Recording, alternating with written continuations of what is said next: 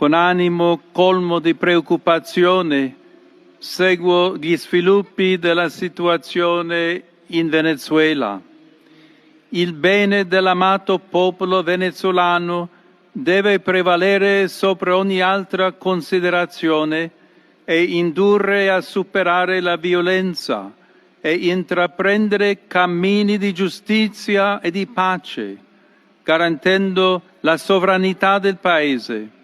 assicurando lo Stato di diritto inscritto nella Costituzione,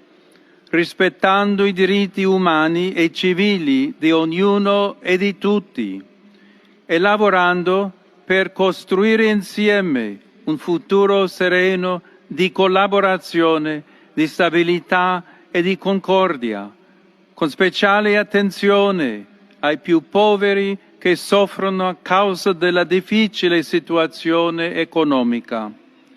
Per questo prego e vi invito a pregare, affidando la nostra preghiera all'intercessione della Madonna di Coromoto e dei santi José Gregorio Hernández e Sor Carmen Rendiles.